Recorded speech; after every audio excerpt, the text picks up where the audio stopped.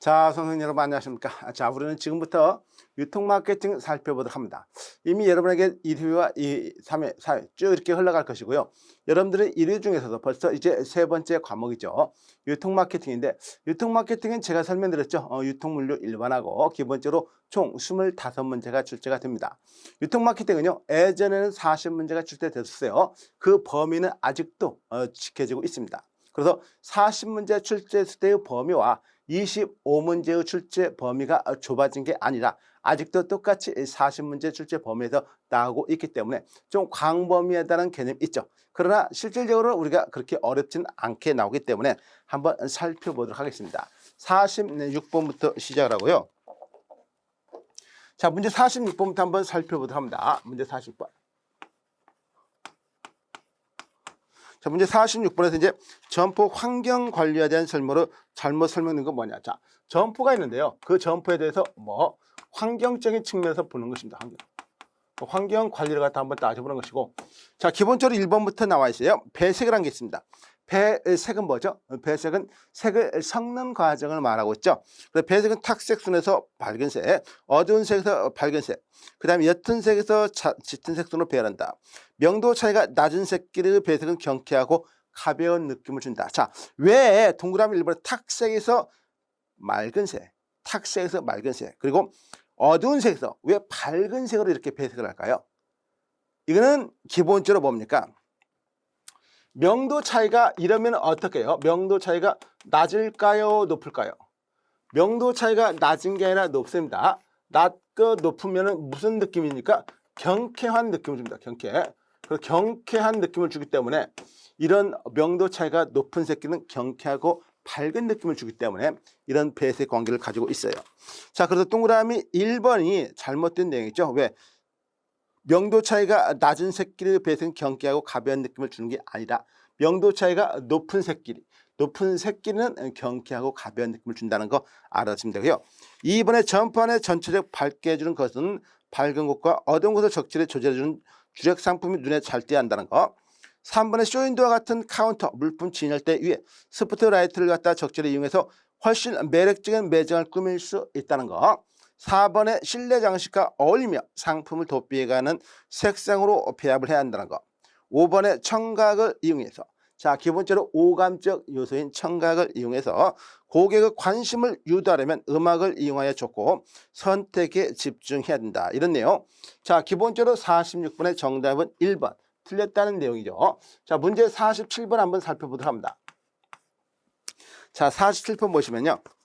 자, 위부 교육기관이 직원을 교육을 담당하여 산업 현장 실무를 따라서 이루어진 집단 교육 시스템이 뭐냐. 자, 우리가 교육 훈련이라는 개념이 있어요. 그럼 교육과 훈련이라는 개념이 있는데 이거 누가 받아야 돼요? 자, 아는 사람이 교육 훈련 받습니까? 모르는 사람이 받습니까? 당연히 모르는 사람이 교육 훈련을 받죠. 그러면 우리가 어떤 직장 조직에서 모르는 사람 개념 한번 계층으로 따지면은, 자, 기본적으로 경영자가 있습니다. 경영자가 있고 그 밑에 뭐가 있을까요? 관리자가 있죠. 관리자가 있고 관리자는 관리자인데 관리자가 아닌 거. 그러니까 비관리자라는 이름으로 우리가 부르고 있죠. 자, 기본적으로 이런 구분이 되어 있는데, 이런 조직에서 구분이 되는데, 그러면 당연히 가장 모르는 사람이 교육 훈련을 받기 때문에 비관리자를 위해서 교육 훈련을 할 수밖에 없겠죠. 자, 두 가지가 있죠. OJT하고 OBJT가 있어요. OJT. On the job 트레이닝 개념하고 뭐가 있습니까? OBJT, OBJT가 있습니다. 자, on the job 트레이닝은 사 내에서 교육 훈련하는 거, OBJT는 사 위에서 교육 훈련을 하는 것입니다.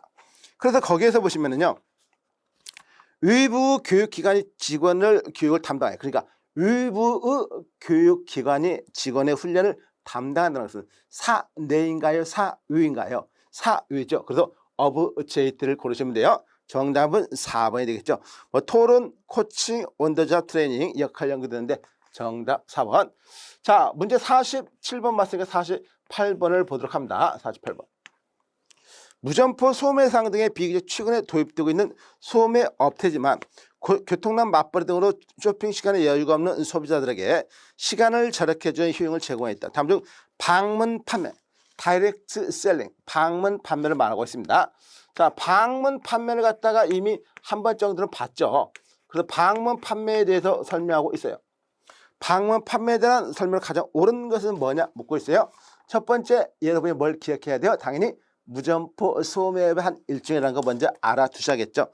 동그라미 1번에 가장 오래된 역사를 가진 무점포 소매업으로 강한 설득력을 보여줘야 소비자가 제품에 대하여 신뢰를 하게 되며知名도가 있는 제품이나 이익률을 높여야 적합하다 이렇게 나와 있는데, 자, 가장 옳은 것인데 동그라미 1번에 가장 오래된 역사를 가지고 있는 게 방문 판매는 맞아요.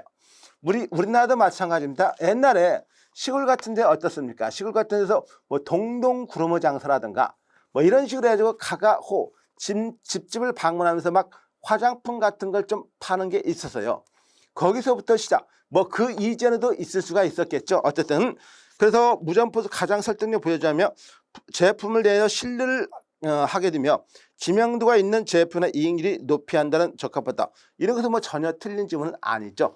이번에 공급자가 주로 우편으로 보내 카탈로그를 통하여 판매. 자, 물론 이 동그라미 2번도 카탈로그 판매의 한 예죠.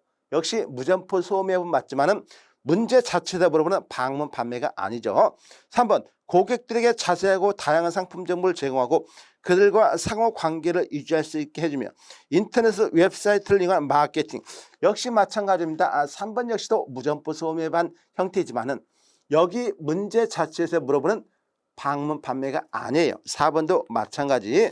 자, 5번도 마찬가지 내용입니다. 여기서 묻는 것은 뭐 방문 판매를 묻는 것은 정답이 1번인 내용밖에 없다는 것이에요.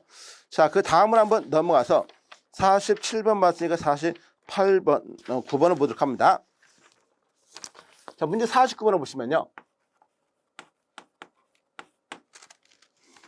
카테고리 매니지먼트. 자, 이거에 대한 설명인데 카테고리 매니지먼트를 줄여가지고 CM이라고 보통 합니다. CM. 설명을 올바르지 않은 것은 뭐냐 묻고 있어요. 1번은 소비자에게 구매의 편리성을 제공하기 위해서 영역별로 매장을 관리하는 것이다. 자, 카테고리란 그 자체를 여러분이 아실 것이에요. 그러면 카테고리별로 관리하니까 영역별로 매장을 관리한다는 말 전혀 틀린 말 아니고요. 동그라미 2번 매장의 상품 관리를 대상으로 상품의 물적 특성을 기초로 한 단품에서 소비자의 요구를 기초로 한 상품 카테고리를 변형 확대해가지고 매장은 이를 전략적 사업 단위로 삼아 생산성을 높이고 효율적으로 매출의 이익을 올리는 관리 기법이다. 자, 우리가 기본적으로 카테고리 관리를 한다는 그 이유는 좋지 않으면 안 하겠죠. 좋다는 건 뭡니까? 생산성이 높아지기 때문에 좋다는 개념이고 당연히 카테고리 관리는 생산성이 높다는 개념으로 정리를 하시면 돼요. 자, 동그라미 3번 특정 제품 계열에 대해 상대로 깊은 상품 구색을 갖추고 그 제품 계열에 대한 풍부한 지식을 갖춘 직원들을 확보하여 고객 서비스를 제공한다. 자, 이건 뭘 말하고 있습니까? 자, 특정 제품 계열에서 상대적으로 깊은 상품 구색을 갖추고 있다. 가장 전형적인 무슨 품? 전문품. 그 제품을 파는 전문점을 말하고 있습니다. 그래서 이 내용은 전문점을 말하고 있어요. 카테고리 관리가 아니다. 그래서 동그라미 3번은 전문점을 설명하고 있고 4번에 1990년대 해가지고 나와 있는 거 5번에 있는 CM은 매장 차별화를 통하여 고객 유치의 필요성은 높아졌고 늘어난 신제품 출현으로 과학적 방법에서 고객 할당 및 제품 믹스의 필요성이 높아졌기 때문에 필요하다. 이런 내용 맞는 내용입니다. 자, 문제 50번 한번 살펴보시면요. 문제 50번에서 카테고리 킬러입니다. 자, 여기는 카테고리 관리, 여기는 카테고리 킬러를 말하고 있어요. 킬러. 자, 카테고리 킬러. 이 해당 제품 판매 방법을 선택할 때 고려할 요소 중 올바른 것은 뭐냐 묻고 있어요. 자, 1번 다수의 점포 시설에서 고객들 필요로 하는 다양한 상품 구색을 갖추기 때문에 주택가 근처에 위치해 있는 것이 좋다. 자, 주택가 근처에 있는 것은 기본적으로 아니고요. 이 카테고리 킬러는 뭡니까? 자, 기본적으로 전문품 할인점이에요. 전문품 할인점. 자, 기본적으로 전문품 할인점의 그 의미는 뭡니까? 전문이라는 말하고 뭐 할인이란 말이 섞여져 있다는 것이에요. 그래서 전문점은 아니에요. 대고객 서비스가 기본적으로 카테고리 킬러는 무슨 서비스를 할까요? 그러면 셀프 서비스를 바탕으로 해요. 매장 규모도 마치 뭐처럼 할인점과 유사합니다. 그래서 고객들이 스스로 카트를 끌고 다니면서 물건을 쇼핑하는 이런 매장을 갖다가 카테고리 킬러라고 해요. 거기는 다양한 게 많이 있지만은 기본적으로 다양하다는 의미는 종류가 다양한 게 아니라 깊이가 다양하게 있다는 것이에요. 그러니까 장난감이라고 하면은 장난감의 깊이가 굉장히 깊이 있는 것이에요. 자, 만약 포도주라고 하면 포도주라는 그 상품에 대해서 굉장히 깊이 있는 포도주가 있다는 것이에요. 그렇기 때문에 그런 것은 카테고리 킬러 같은 형태를 보이고 있다는 것이에요. 그래서 동그라미 거기에서 4번에 나와 있는 고객들 제품 충성도가 높기 때문에 점포 유치나 가격에 큰 문제가 되지 않는다. 충성도는 일반적인 카테고리 킬러가 아니라 전문품적인 개념에서 충성도가 높은 것이고, 동그라미 5번에 매장, 넓은 매장을 갖추지 않은 점과 고객이 쉽게 접근하는 점을 절충하여 입지를 선택한다. 바로 동그라미 5번이 가장 전형적인 카테고리 킬러의 매장의 입지 또는 점포 내부를 설명하고 있습니다. 정답은 5번이고요. 문제 51번을 보시면은, 자, 재고 관리를 위해서 ABC 기법에 대한 설명을 가장 옳지 않은 것은 뭐냐 묻고 있어요. 이미 잠깐 한번 봤었죠. ABC 분석. ABC 분석이라는 것은 기본적으로 이렇게 분석을 하는 것이에요. 뭐 이런 시간이 아니기 때문에 좀 더 세분적으로 제가 설명드리는 게 한계가 있기 때문에 설명하진 않을 것이에요. 간략하게 요약적으로 핵심적인 내용만 설명드린다면 우리가 중요한 것은 매출입니다. 매출. 그래서 매출이고 그 매출을 공헌한 것은 뭡니까? 재고를 판매함으로써 매출액을 달성해요. 그래서 기본적으로 70%고 이건 10%라고 했어요. 20%와 20%. 그 다음에 10%하고 70%. 즉 이 말은 뭡니까? 매출액의 70%를 담당하는 재고는 10%밖에 안 해도 된다는 것이에요. 적게 팔아도 매출액이 70%를 달성해요. 이게 바로 뭐죠? 바로 빌프레드 파레토의 20대 80의 원칙과 같은 것이에요. 이 ABC 재고관리는요, 1952년에 제너럴 일렉트릭에게 HD 디키라는 사람이 최초로 이 방법을 고안했습니다. 그 전 때만 하더라도 아무런 어떤 구별 없이 무조건 재고를 갖다가 함께 관리를 했는데, 그렇게 관리하니까 안 되더라. 재고에 대해서 공헌, 즉 우리의 이익을 공헌을 많이 하는 재고를 갖다가 소중하게 관리하고 그 다음은 그 다음, 그 다음은 그 다음, 그렇게 차별적으로 관리하자는 것이에요. 마찬가지 아니겠습니까? 일반적으로 관리하는 것보다 차별적으로 관리하는 게 훨씬 더 낫습니다. 어떤 영업사원이 있는데 그 영업사원 10명 중에서 한 명의 영업사원이 전체 매출액의 80%를 다 담당하더라. 또는 70%를 담당하더라. 그러면 그 한 명한테 집중적으로 아주 잘해줘야 되잖아요. 왜? 그 한 명이 무려 매출액의 70%를 담당하니까 얼마나 그 사람은 소중하게 관리해야 됩니까? 나머지 20명이 20%, 2명이 20%, 나머지 7명이 10%밖에 달성하지 않는다. 7명은 뭐예요? 거의 갖다가 그냥 찬밥 신세를 갖다가 할 수밖에 없겠죠. 근데 사람이 아니라, 다행히 사람이 아니라 재고를 그렇게 관리한다는 의미에서 달라 이거예요. 그래서 거기에서 기본적으로 이거에 대한 설명을 옳지 않은 것은 뭐예요? 1번에 파레토의 8대 20 법칙과 관련이 있다는 거 나와 있고, 2번도 나와 있어요. 자, 3번. 범주 등급의 기준이 되는 재고가치는 제품의 단가의 일정한 사용분을 곱하여, 이거 전혀 아니죠. 뭐 사용분을 곱해가지고 구분하는 게 전혀 아닙니다. 단지 매출액과 재고 비율로 따져가지고 설명을 드렸던 것이고, 여기에서 C 다음에 0, 우리가 앞에서 이론적인 개념에서 다시 한번 정리를 해 두셔야 돼요. 문제 51번, 52번으로 넘어갈게요. 자, 52번. 한 여성 고객이 관심 있게 전자레인지를 보고 있다. 이때 매장 종업원이 이 여성 고객의 판매 촉진을 위한 대화를 어떻게 시작하는 가장 바람직한지. 자, 판매 촉진이에요. 사실 어찌 보면은 이것도 객관적인 측면이 아니라 약간 주관적인 측면이 강합니다. 자, 만약에 여성 고객이 왔어요. 여성 고객이 왔는데 현빈이 만약에 판매원이에요. 그럼 현빈이 판매원이면 여성 고객이 물건 안 사고 돌아갈까요? 대부분 사지 않을까요? 현빈이 가만히 미소만 지어도 사고 갈 수도 있어요. 근데 그렇지 못한 사람은 아무리 열과 땅을 노력하더라도 안 팔릴 수도 있단 말이죠. 이거는 객관적인 근거가 아니라 주관적인 측면이 강한데, 그래서 어쩔 수 없이 그냥 이론적으로만 알아두세요. 그래서 이 여성 고객의 바람직하게 고르죠. 안녕하세요. 제가 고객님 다른 상품을 보여드릴까요? 이렇게 하는데 아니 지금 와서 혼자 보고 있는데 다른 상품을 뭘 봐? 내가 지금 이 상품 보고 있는데 절대 그런 말 하면 안 돼요. 동그라미 2번에 안녕하세요. 혹시 고객님인 이 제품에 대해서 구매 의사가 있으신지요? 보고 있는데 자꾸 독촉하지 마 라고 말밖에 안 나옵니다. 3번에 고객님이 원하시는 것이 무엇인지 빨리 선택하시오. 그냥 나갈게. 너 여기 있어 하면 나가버리죠. 4번에 고객님이 사지 않으시면 다른 사람이 사가니 빨리 구입하시죠. 뻔한 말 쓰지 말라. 이런 말밖에 안 나오죠.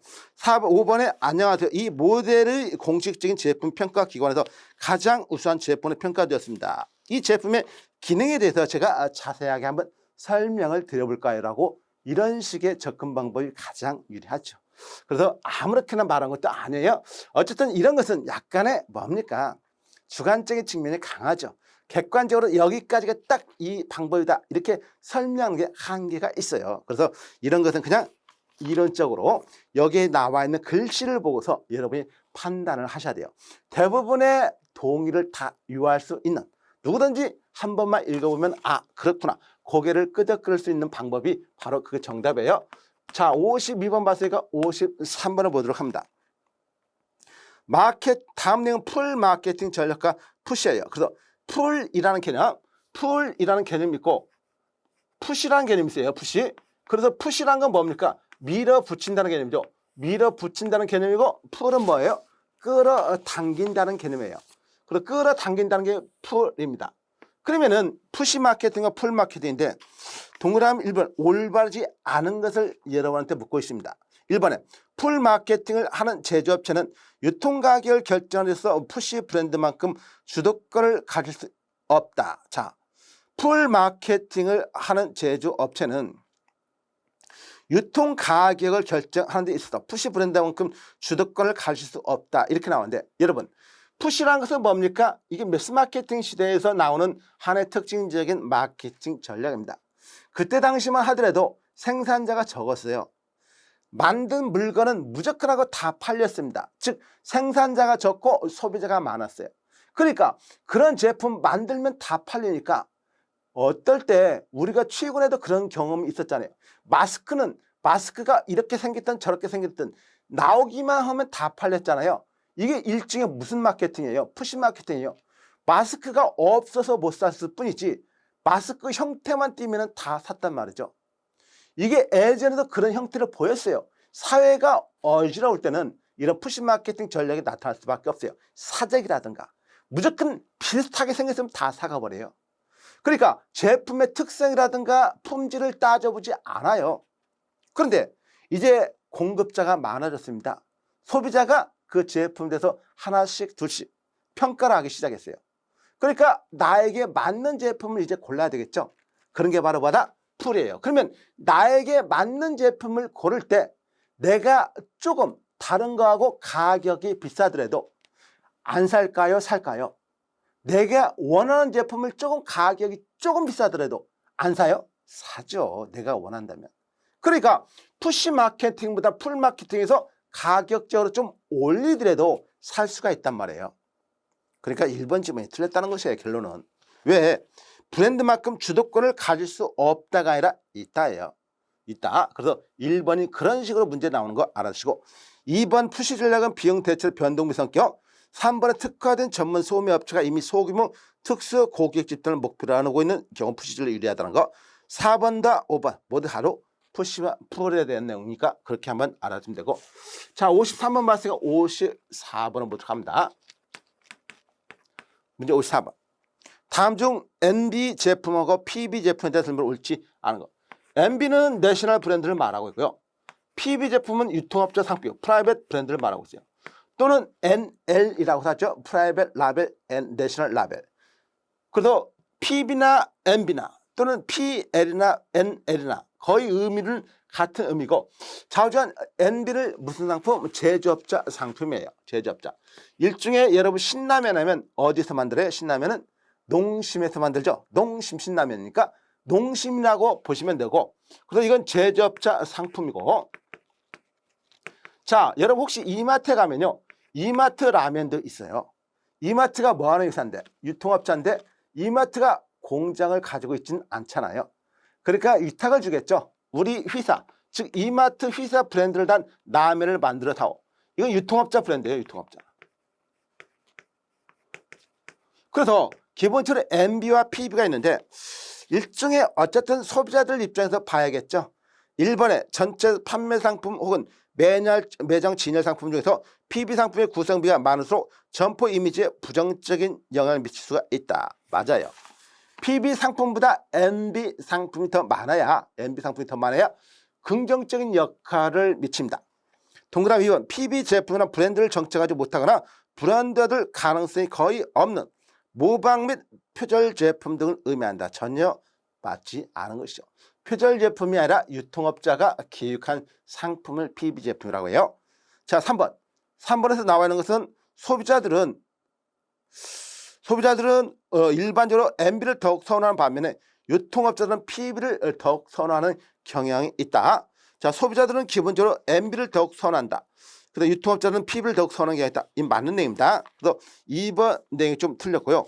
자, 그 다음으로 일단 넘어가서 4번의 PB 상품은 MB 상품에 비해서 제품에 대한 인지도, 품질에 대한 인지도 등에서 떨어지나 상품적으로 소비자가 지불한 가격에 비해서 저렴하다.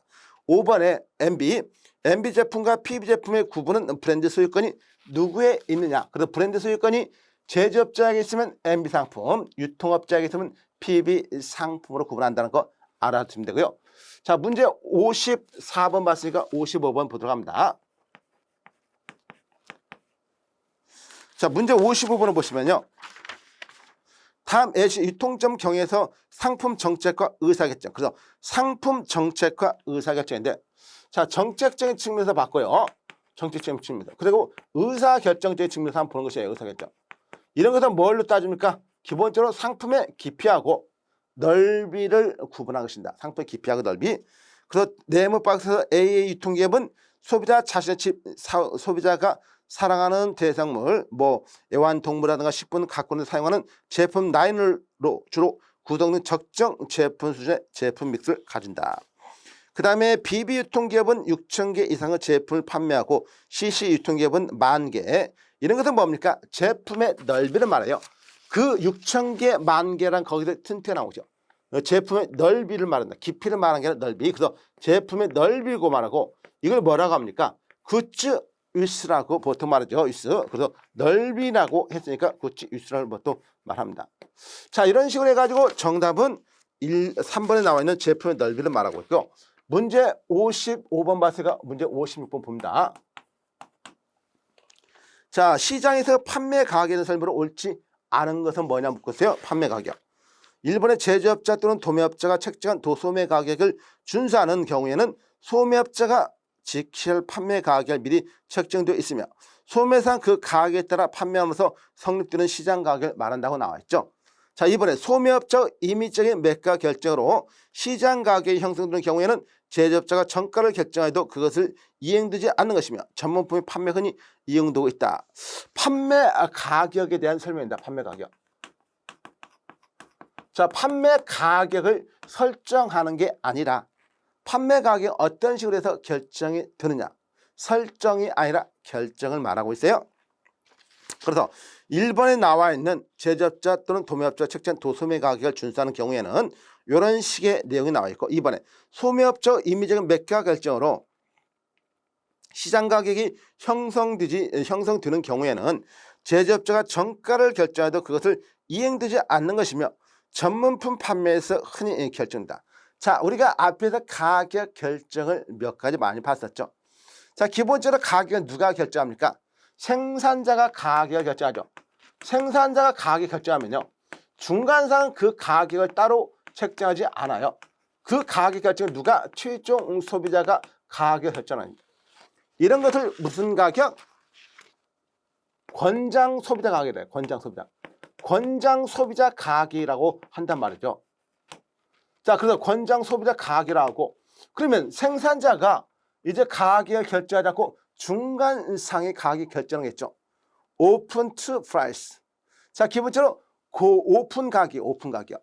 그리고 기본적으로 여기에 나와 있는 것은 소매업자 임의적 매가 결정으로 시장가 형성되지 않은 경우 제조업자가 정가를 결정하여도 그것이 이행되지 않는 것이며 그럴 수가 없는 것이죠.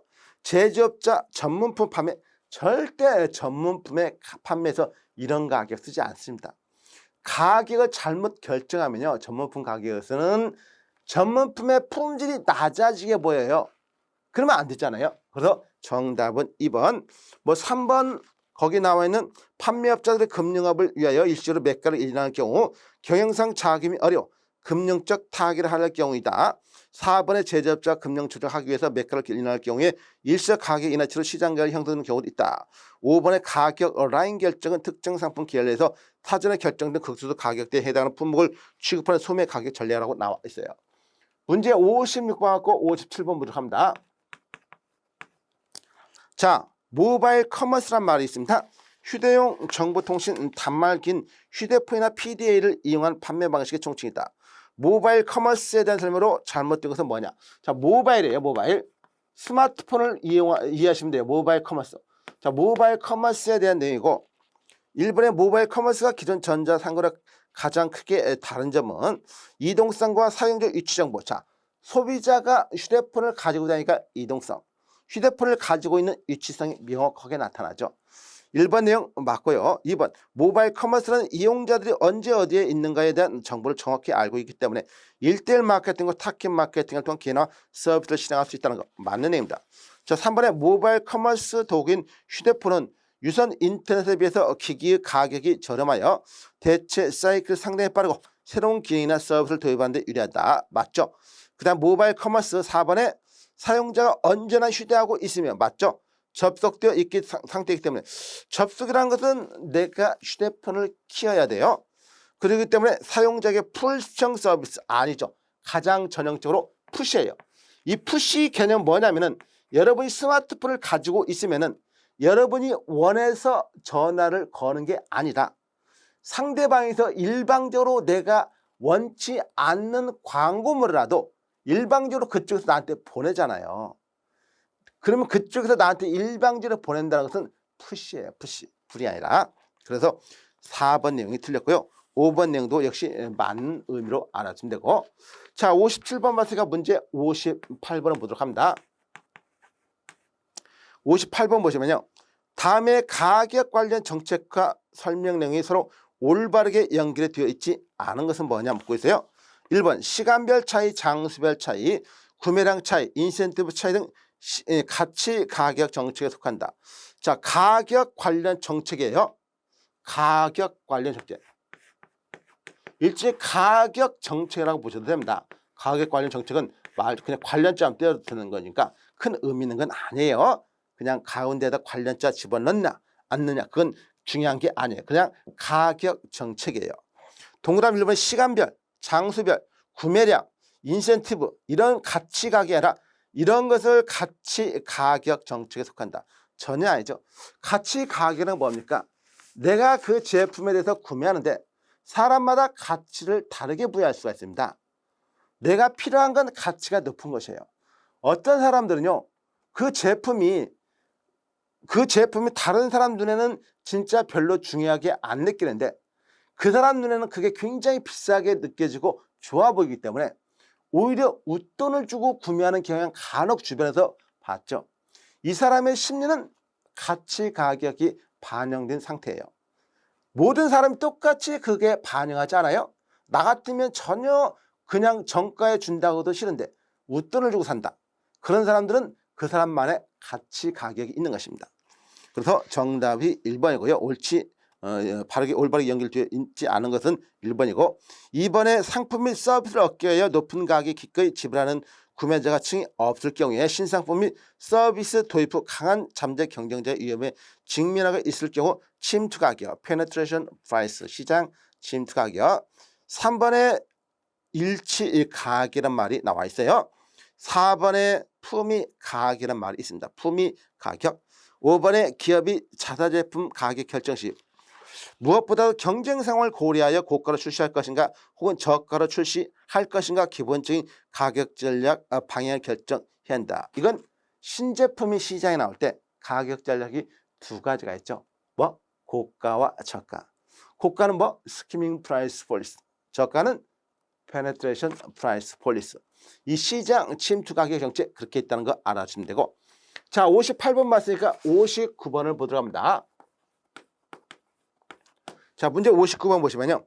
선매품을 구매 선택 결정에 있어서 신중하기 때문에 장시간 상점에 머무른 일이 많으므로 점 내의 분위기 등이 구매에 커다란 영향을 주고 있다. 자, 판매는 설명, 지도 등 자문을 구하는 경우가 많은데 이에 대한 설명을 잘못된 것은 뭐냐 묻고 있어요. 자, 기본적으로 이 선매품을 구입합니다. 선매품의 특징이 뭐라고 그랬죠? 항상 뭐 하면서 비교를 하면서 구매한다는 거. 비교를 한다는 특징이 가지고 있어요. 그래서 선비로 알아달라고 제가 말씀드렸죠.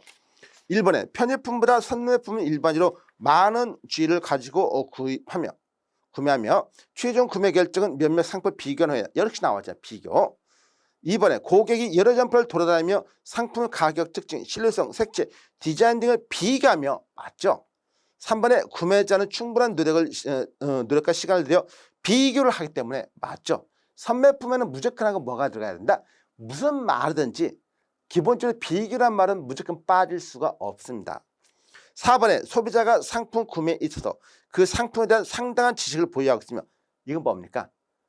구매자나 판매자나 그 제품에 대해서 어느 정도의 또는 상당한 전문적인 지식을 가지고 있다는 것은 무슨 품? 전문품이에요. 여긴 전문품을 말하고 있습니다. 그래서 4번은 선매품이 아니라 전문품을 말하고 있습니다. 1번, 2번, 3번, 5번은 모두 선매품.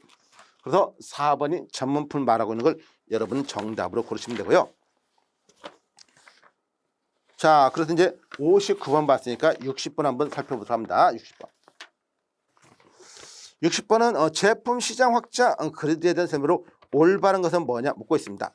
자, 기본적으로 문제 60번이고요.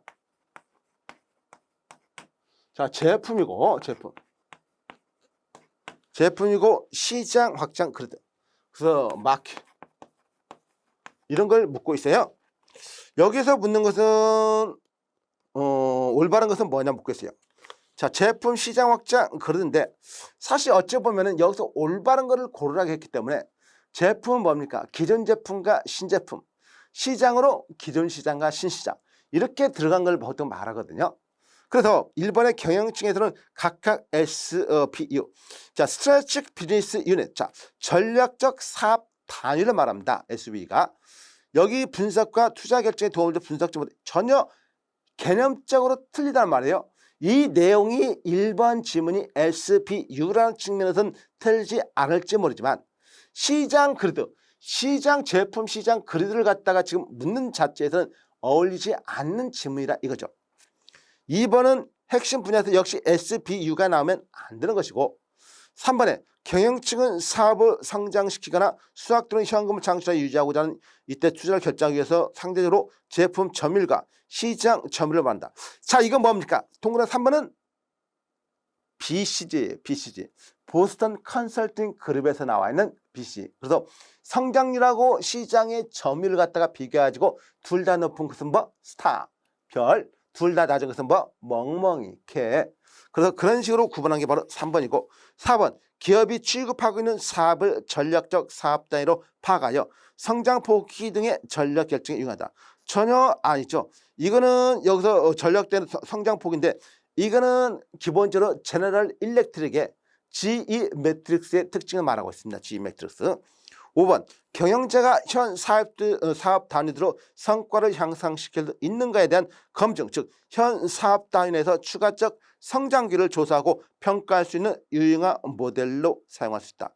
그러면 이건 맞네요. 왜냐하면 경영자가 현 사업 단위 성과를 향상시킬 수 있는가에 대한 검증, 현 사업 단위에서 추가적 성장률을 조사하고 평가. 그러니까 기존 제품과 신시장을 갖다가 평가하고 뭐 이런 식으로 해가지고 우리가 앞에서 봤던 기존 그 다음에 새롭다는 신이에요.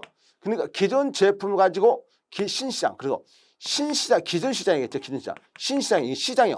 이거는 시장적인 개념이고 시장 사장이 아니라 시장 여기는 제품이란 개념이고 그래서 기존 제품을 가지고 기존 시장에 들어간 걸 뭐라고 그러죠? 보통 무조건 하고 침투예요. 여기 침투.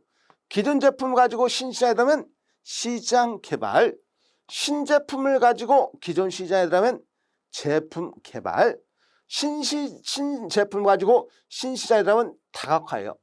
이건 지금 이런 시간이 아니기 때문에 제가 간략한 요약적인 설명만 한 것이에요. 이거 여러분 머릿속에 지금 떠올라야 됩니다. 사실은 떠올린 다음에 충분히 맞는 것이고요.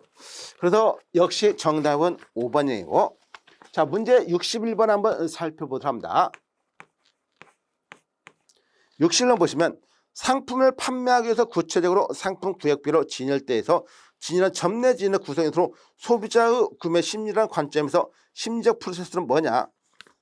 자, 이거는 우리가 흔히 말하는 A, I, AIT, M, A 이런 식으로도 파악할 수 있어요.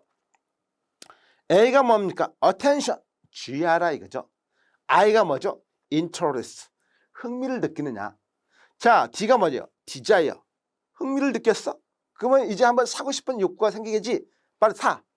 그럼 돈 있냐 없냐? Monetary, 메모리죠. 돈이 있느냐? 그래서 없으면은 바로 기억하고 있다가 나중에 사고, 있으면은 바로 사라 이거예요. 그 다음에 이제 attention, 이건 이제 뭐냐? 액션. 그리고 attention은 여기 나온 것이 이건 액션. 행동으로 하면 돼요. 행동으로 보여주면 돼요. 그래서 여기서 주의, 연상, 욕망, 비교, 확신, 결정. 주의, 연상, 욕망, 비교, 확신, 결정. 이건 뭡니까? 이거는 점포 내로 들어왔을 때, 고객이 점포 내로 들어왔을 때 고객의 구매 심리 프로세스를 말하고 있어요.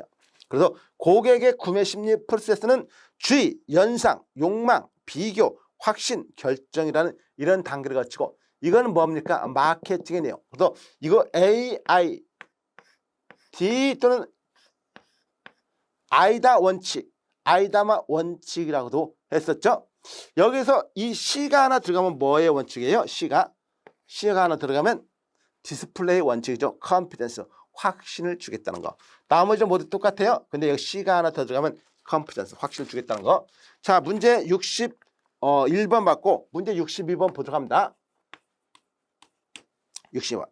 소매업체의 재무전략과 관련된 내용 중에서 올바르지 않은 것은 뭐냐 묻고 계세요. 소매업체의 재무전략과 관련된 내용들 중에서 올바르지 않은 것입니다. 1번. 자산 수익률은 얼마나 많은 이익이 소매업체 영역 성과로부터 발생하는지를 나타내며 순이익을 매출해나가는 것. 자, 여기서 기본적으로 여러분이 이거는 아셔야 돼요.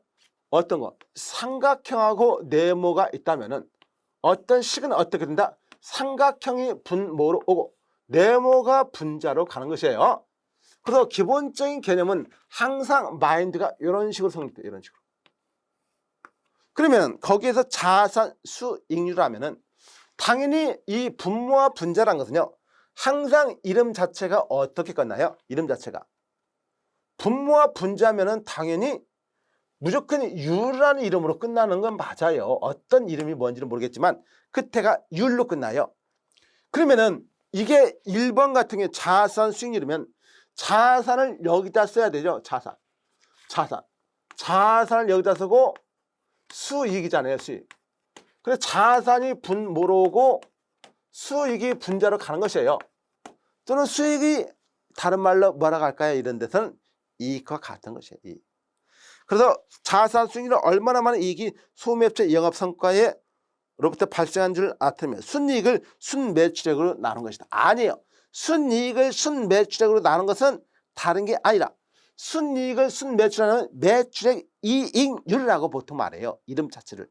매출액 이익률. 그래서 1번에 틀렸고 2번에 유동부채는 유동자산처럼 1년 내에 지불될 채무를 말한다. 유상매급 지급험, 증식부채 아직 지불하지 않는 세금, 급여, 임대료, 수도, 광열비 등 기타 미지불 채무 이런 것을 증식부채라고 합니다. 가장 주된 유동부채다. 맞아요. 비유동부채는 1년 이후에, 옛날에는 고정부채라고 했었죠. 1년 이후에 발생하는 부채를. 근데 비유동부채라고요. 역시 4번의 비유동자산도 예전에는 고정자산의 이름으로 불렀습니다. 고정자산인데 이걸 이렇게 했고 4번에 5번에 대차대표 자산에 나가요. 현금 자금이나 상품의 재고 상태, 유상매출금 수취역, 현금 및 차변 이런 것과 나타난 정태적 재무 보고서다. 맞는 내용입니다. 자, 62번 봤으니까 63번 보도록 합니다. 자, 최근 데이터베이스 마케팅 확산됨에 따라 개인정보 침해 유출 사고가 자주 발생하고 있는데 다음 중 개인정보에 관한 설명 중 옳지 않은 것은 뭐냐 묻겠어요. 자, 개인정보 요즘에 개인정보가 굉장히 중시됩니다. 개인정보 보호법도 발생하고 있죠. 근데 뭐 말은 그런데 아주 쉽게 법을 어기는 사람들이 무지하게 많이 있죠. 사실은. 그래서 개인정보는 생존하고 있는 개인에 관한 정보이다. 당의 정보만으로 특정 개인을 알아볼 수 없는 경우에도 다른 정보와 용이하게 결합해 알아볼 수 있다면 개인정보에 포함된다. 동그라미 3번의 정보통신 서비스 제공자들은 개인정보를 수집 이용하는 경우에는 원칙적으로 정보 주체의 동의를 받아야 한다. 4번의 개인정보 침해 유출 사고 대표적 예가 포털사이트 고객 정보 유출이다. 뭐 포털사이트 뭐 어느 홈페이지가 털리면은 거기에 있는 개인정보 다 유출돼 버리죠. 5번에 정보통신 서비스 제공자는 개인으로부터 취사하는 필요한 정보 외에 개인정보를 제공하지 못하면 그 서비스 제공을 거부할 수 있다. 아니에요. 제공을 해야 됩니다. 일단 5번이 틀린 것이에요. 개인정보 보호법에 나와 있는 것이고 여기 이 63번 문제가 그렇게 중요한 건 아닙니다. 사실은. 자, 문제 64번 상품 진열의 유형을 윈도우 진열, 전본의 진열, 구매 시점 진열, 판촉 진열, 비촉진 진열과 기업 이미지 향상 진열 및 고객 중심 진열로 분류할 수 있다. 다음 중 가장 올바르게 설명된 것은 뭐냐 묻고 있어요. 이거는 진열을 갖다가 물어보는 거 진열에 대해서. 디스플레이. 자, 동그라미 1번 윈도우 진열은 점포 앞을 지나는 소비자나 점포 방문 고객들로 하여금 주의를 끌게 하여 구매 목적을 가지도록 하면 물론 충동 구매와 무계획 구매가 발생하도록 하는 역할을 하는 진열 유형이다. 이런 진열 유형을 뭐라고 하죠? 바로 이런 것을 특산품 구역이라고 해요. 특산품. 그래서 이런 것을 특산품 구역이라고 보통 말하는 것이 특산품 구역. 그러니까 이건 맞을까요? 틀릴까요? 당연히 맞죠. 2번 진열하는 장소에 따라 통로 진열, 선반 진열, 벽면 진열, 기동 진열 등으로 나눠지며 고객으로 하여금 쉽게 보고 자유롭게 만져보고 비교할 수 있게 하여 연관 상품을 쉽게 찾을 수 있도록 하는 진열. 구매 시점 진열. 구매 시점 진열은 아니죠. 구매 시점은 POP예요. 포인트 오브 퍼체이즈. 구매 시점 진열한 말은 없습니다. 그건 팝 광고를 말하고 있어요. 팝 광고. 그래서 2번 틀렸고 3번에 고객으로 하여금 주의를 끌고 유인하게 하여 구매 의욕과 충동을 가지도록 촉진하는 데 목적이 있는 상품 진열 유형은 기업 이미지 향상 진열. 아니죠. 이런 것은 기업의 이미지 향상 진열이라는 말은 없습니다. 그냥 고객들로 하여금 주의를 끌고 유인하고 와서 고객 구매가 충동 가능하도록 이런 진열도 있긴 있는데 뭐 이런 진열은 진열 중에서 이런 모든 것이 상당 부분이 다 이런 게 포함되고 있습니다. 어느 특정한 진열만을 이걸로 하고 딱 단정 짓긴 어려워요. 4번에 기업 권위 유지와 함께 다양한 서비스, 고품질 서비스 출신 유의 고급화 만족한 가격, 공익성 서비스 등을 고객에게 어필하기 위해 다수의 대량의 상품을 지인한 것을 판매 촉진 진이라고 한다라고 했는데 판촉 진열은 이런 개념과 다르고요. 용어 자체가 틀렸어요. 용어 자체가. 5번에 점내 진열은 신뢰감을 갖게 하고 구매하는 분위기를 조성하는 기능이기 때문에 충동구매 상품을 배치하는 것이 유리하다. 점내 진열은요. 점 위에서 고객들의 흥미를 끌어야 되니까 충동 구매 상품을 점 위에서 진열하고 점내 진열은 안으로 들어와서 비교하면서 사기 때문에 아까 우리가 기본적으로 이런 61번에서 봤던 그런 식의 진열을 하는 게 나은 것이에요. 자, 그런 다음에 이제 64번 봤으니까요. 65번을 한번 보도록 합니다. 65번은 안 봤어요. 아까 61번에서 봤던 내용을 말하고 있었습니다. AITM에는 61번을 본 것이에요. 자, 65번 한번 보도록 합니다. 문제 65번. 자, 소비자들은 일상생활에서 많은 구매 의사결정을 하게 되는데 이러한 의사결정에 대한 설명으로 가장 적합하지 않은 것은 뭐냐? 의사결정 한대요. 당연히 의사결정 많이 하죠. 그래서 의사결정은 기본적으로 뭡니까? 자, 여러 가지 대안 중에서 가장 바람직한 대안을 선택하는 의식적인 과정이 의사결정이에요. 적합하지 않은 것은 뭐냐? 자, 기본적으로 인간은 자신이 주어진 상황에서 현재의 상황이 부적절하게 판단되면 적절한 상황이 되도록 수단을 찾게 되는데 이런 것을 문제인식, 아하, 이건 다른 게 아니에요. 기본적으로 이런 단계를 거치는 것이에요. 그래서 단계고 문제를 인식한다. 자, 정보를 탐색한다. 그 다음 대안을 평가한다. 구매를 하죠. 그 다음에 구매 후 행동. 구매 후 행동을 하는 이런 소비자 구매 행동 5단계를 물어보고 있습니다. 그래서 정답은 4번을 보시면요. 정보 탐색 단계가 여기 있습니다. 문제를 인식하고 정보를 탐색하는 것이에요. 정보 탐색 단계에서는 소비자 여러 대안을 평가. 정보 탐색 단계는 문제를 인식하고 정보를 탐색하는 것이 대안을 평가하고 정보를 탐색하는 것이 아니에요. 틀렸다는 거 여러분 아시겠죠? 그래서 65번은 그런 식으로 받고 65번 봤으니까 66번 한번 보도록 합니다.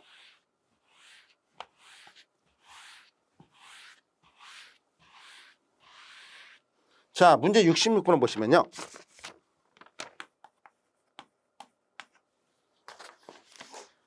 자, ABC 상사는 검사용 시약을 개발해요. 판매하고 있다. 이 시약 개발하는 데 들어간 고정 투자비는 총 2억 원이다. 이 시장은 이 시약 판매가에 5만 원 책정가 있고 다정 생산 원가는 3만 원이다. ABC 상사 이 시약을 통해 1억 원의 이익을 목표로 하고 있다면 이 회사의 1인당 인건비가 250만 원이라면 이 경우 목표 판매량은 얼마이냐라고 나와 있어요. 목표 판매량은 몇 개이냐라고 물어봤죠. 그러면 이건 BEP죠. BEP. 손익분기점 공사 구하는 것이요. 가격이 나와 있고 변동비가 나와 있으면은 여기서 빼면은 다이나 공원 이익이고 공원 이익을 고정비가 나와 있어요. 고정비.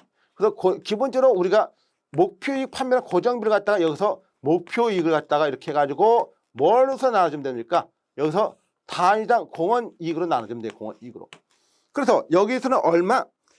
이게 기본적으로 고정 투자비는 2억 원이고 이 회사의 시약을 판매하는 것은 5만 원 책정. 자, 판매 가격이 5만 원이에요. 5만 원. 그 다음에 변동비가 얼마입니까? 단위당 생산권 3만 원이다. 3만 원이에요. 3만 원. 그럼 단위당 공원이익은 2만 원이 되겠죠. 2만 원. 2만 원이다. 그 2만 원이고 그 이사 1인당 인건비가 150만 원. 이 경우 목표 판매량 얼마냐?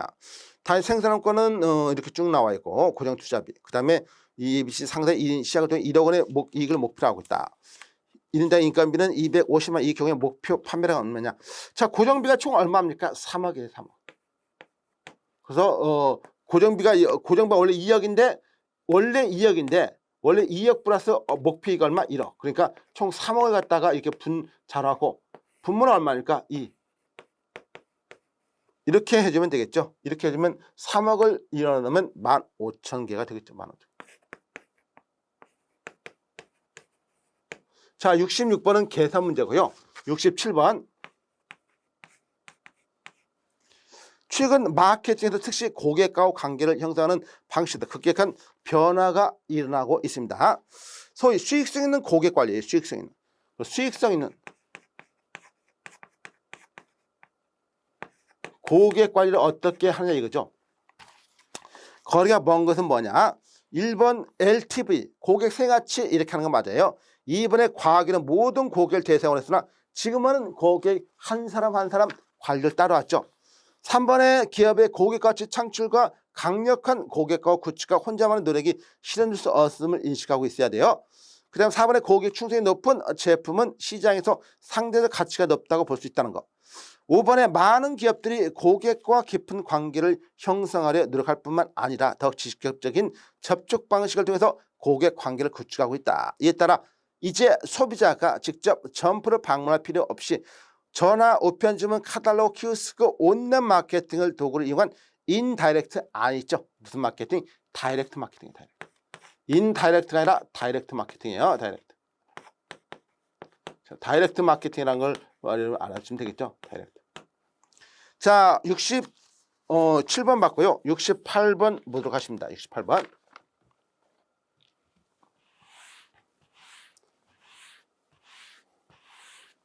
자, 문제 68번을 보시면요.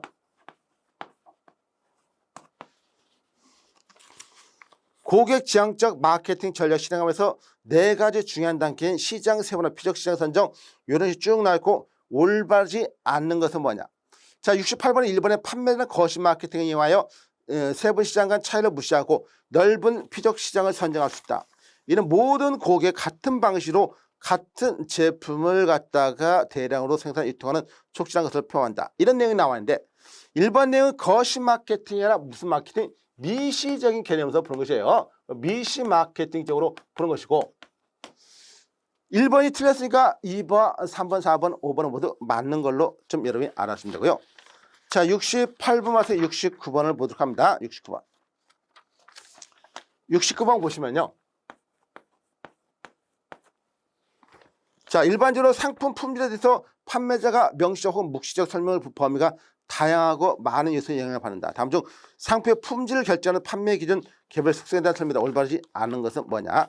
자, 품질입니다. 상품의 품질. 품질을 구하는데 기본적으로 거기에서 1번 공정성이란 말이다. 공정성. 공정성은 뭡니까? 품질에 대한 원료라든가 기호라든가 이런 것을 제대로 쓰는 것을 말하죠. 그래서 정상적인 또는 긴박한 조건에서 제품의 기술은 작동, 수명의 측정치에 관한 문제인 공정성은 아니고 신뢰성, 지속성, 사용기간, 내구성 모두 맞는 내용입니다. 자, 마지막으로 문제 70번. 상품 연출 구성. 자, 상품을 갖다가 어떤 식으로 연출하느냐 이런 내용을 묻고 있습니다. 상품 연출 구성 방법이고 1번의 삼각 구성은 상품이 통합되어 보이기 쉬운 조화로 조화 안정감을 준다는 거 이미 설명드렸죠. 직선 구성은 상품 하나하나 특성을 살리면서 리드미컬하게 표현할 수 있는 방법으로 아동복 연출. 자, 여기서 마치 이런 어떤 상품이 이렇게 있다는 것이에요. 이렇게 상품이 이렇게 있다. 이렇게 있으면은 앞에서 보면 하나입니다. 근데 옆에서 보면은 이게 굉장히 많이 있다고 봐요. 많이 있다고. 그러면 일직선으로 보면 이게 리드미컬하게 보입니까? 아니죠.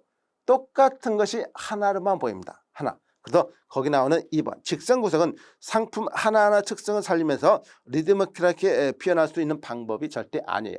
직선 구성은 일관적으로 편리하게 보이는 것은 괜찮을 수 있지만 리드미컬하게 보이는 것은 아니라는 것. 자, 여기까지가 기본적으로 여러분들이 유통 마케팅을 살펴봤고요. 다음 시간은 유통 정보를 보도록 합니다. 수고 많이 했어요.